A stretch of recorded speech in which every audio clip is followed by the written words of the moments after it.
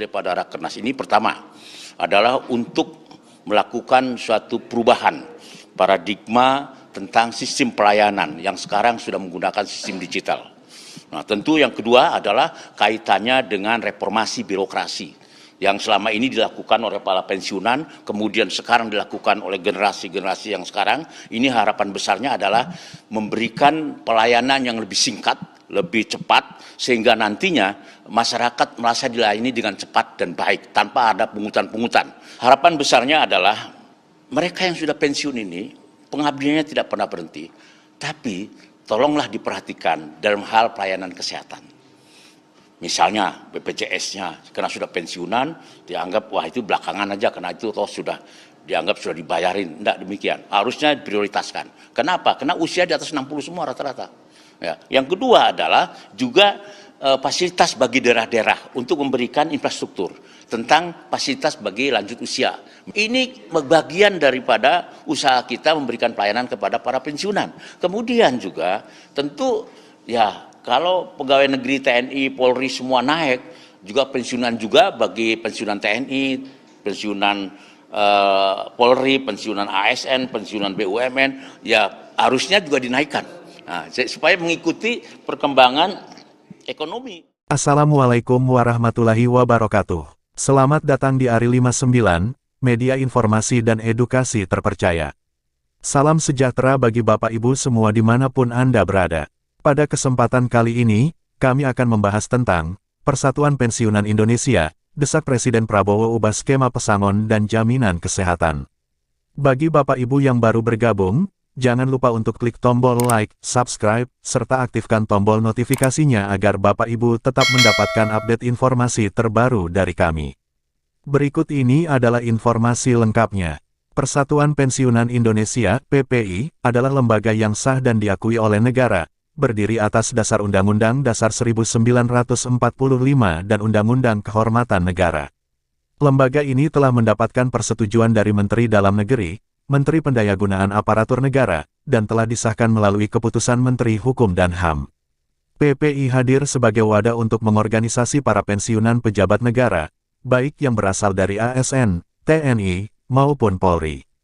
Pendirian PPI memiliki tujuan untuk menghimpun dan memperjuangkan hak-hak pensiunan yang sebelumnya tidak mendapat perhatian memadai.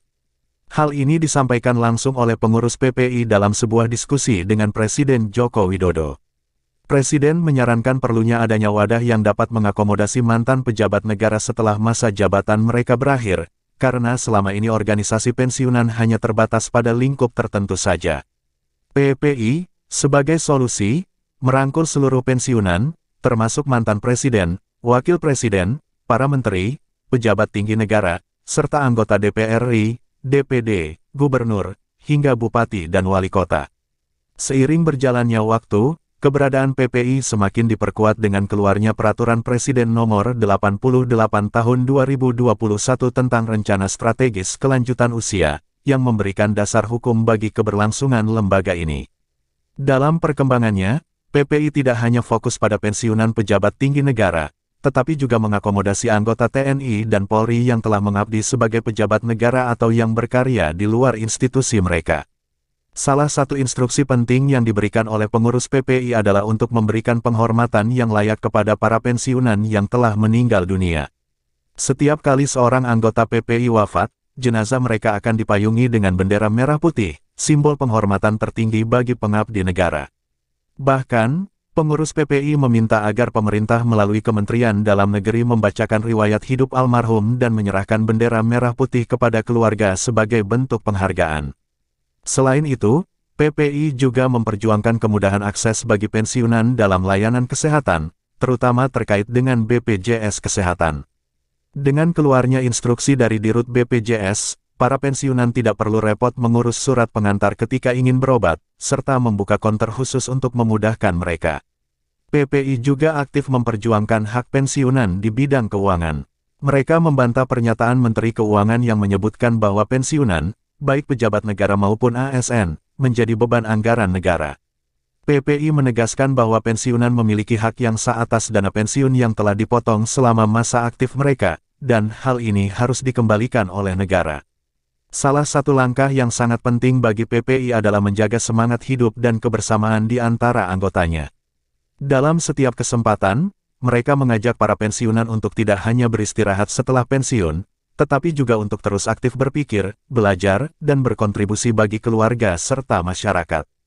PPI menegaskan bahwa pensiun bukanlah akhir dari pengabdian, melainkan awal dari babak baru untuk terus memberi manfaat. Selain berperan aktif dalam memperjuangkan hak pensiunan, PPI juga bermitra dengan berbagai organisasi lain dan pemerintah daerah untuk memperluas dampak positifnya. Sebagai contoh, mereka berkolaborasi dengan Kementerian Dalam Negeri untuk memastikan kesejahteraan pensiunan, termasuk dengan memfasilitasi pertemuan rutin di kantor-kantor pemerintah. Hingga saat ini, PPI telah berkembang pesat dengan kehadirannya di 28 provinsi dari total 37 provinsi di Indonesia. Organisasi ini semakin besar dengan jumlah anggota yang terus bertambah, termasuk keluarga dari pensiunan yang mendukung kegiatan PPI. Dalam setiap acara atau pertemuan, PPI berusaha untuk menghadirkan semangat kebersamaan dan saling berbagi, menjadikan organisasi ini sebagai contoh dalam mengelola pensiunan pejabat negara di Indonesia. Secara keseluruhan, Persatuan Pensiunan Indonesia berperan penting dalam memberikan penghormatan, memperjuangkan hak-hak pensiunan, dan memperkuat hubungan antar anggota serta pemerintah. Keberadaan PPI memberikan rasa aman dan bangga bagi para pensiunan yang telah mengabdi kepada negara, serta memastikan bahwa mereka mendapatkan perlakuan yang adil dan layak setelah masa tugas berakhir. Terima kasih. Wassalamualaikum warahmatullahi wabarakatuh.